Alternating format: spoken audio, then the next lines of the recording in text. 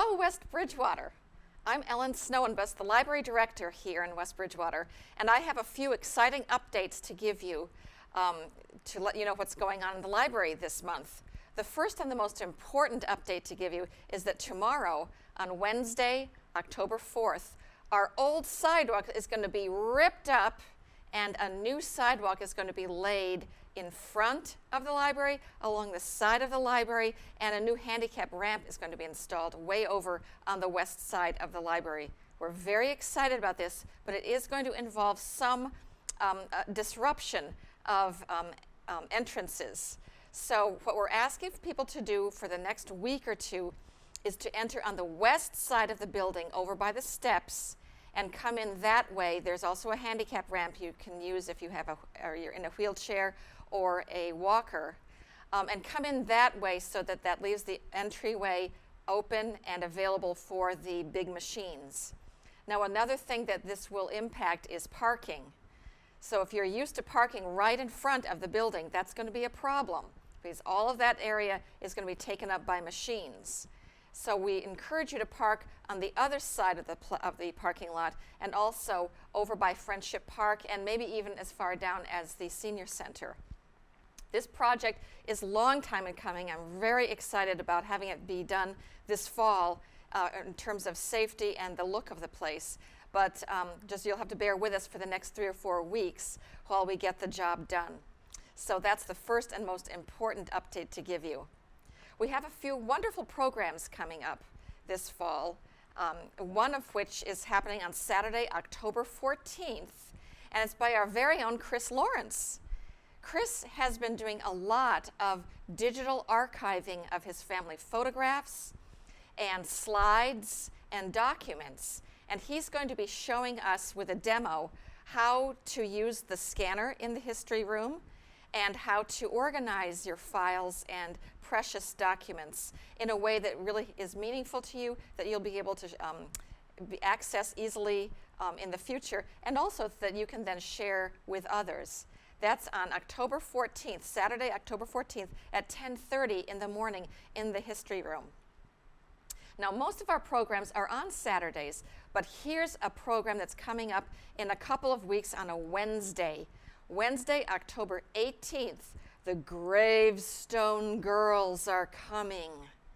Now, these are some young women who have taken it upon themselves to learn all about the art and the symbolism involved in gravestones.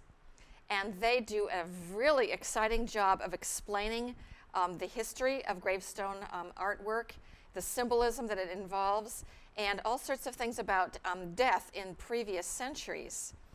They will have taken the time to visit all the graveyards in West Bridgewater, so they're tailoring their talk specifically to our town. That will take place on Wednesday, October 18th in the gallery at 6 p.m. And I encourage you to call the library and get your name on the list early because it's going to be very popular. They have their own following, so people will be coming from other towns, no doubt. And so we want to make sure that there's plenty of room for our West Bridgewater patrons.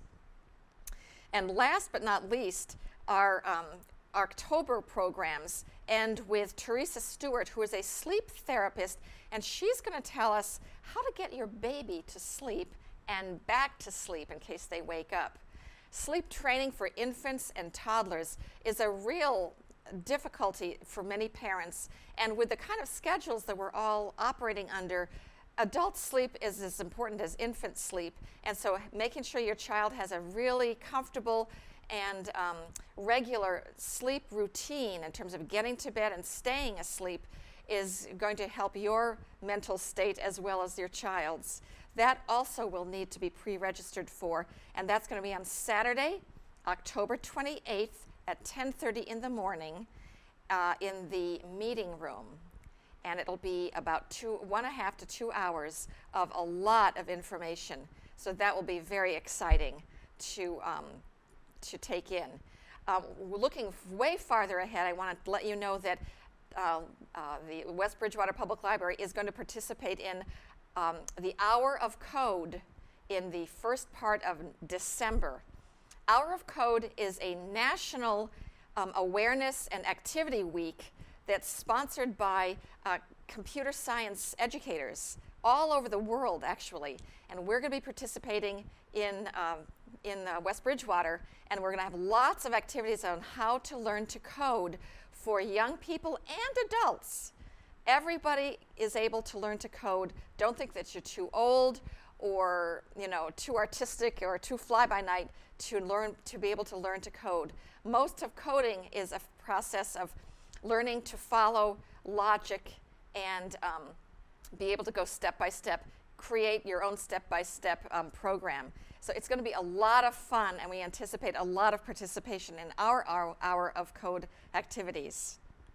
And I would be remiss if, as a librarian, I didn't mention some of my favorite books that you might want to check out of the library. The first book I want to mention is called Behold the Dreamers. And it's by a Cameroonian-American woman named Snoeyenbos. And she is an amazing writer. She came from Cameroon in Africa as a teenager, went to college at Rutgers University, and then got a master's degree in Columbia, and she is an excellent writer.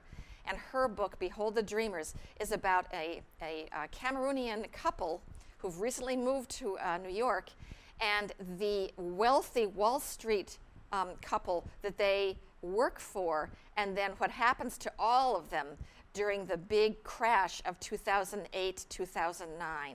It's a real page turner, believe it or not, and the dialogue is excellent, and it really gives you a sense of kind of two dichotomous experiences in terms of the recession.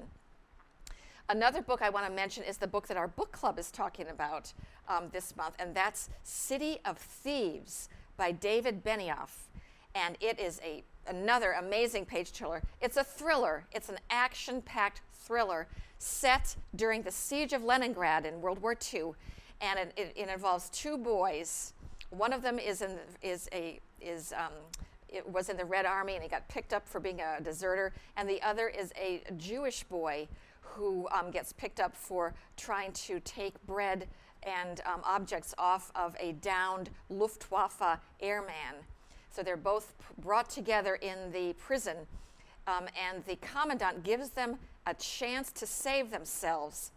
If they will go outside the city and find a dozen eggs for his daughter's wedding, that will save their lives. So of course, they think this is an impossible task, but the two of them together form a bond, and they go out into the surrounding countryside, very dangerous because the Germans are all over the place, looking for a dozen eggs. So it was a real fabulous story, and I think all of you will really enjoy it.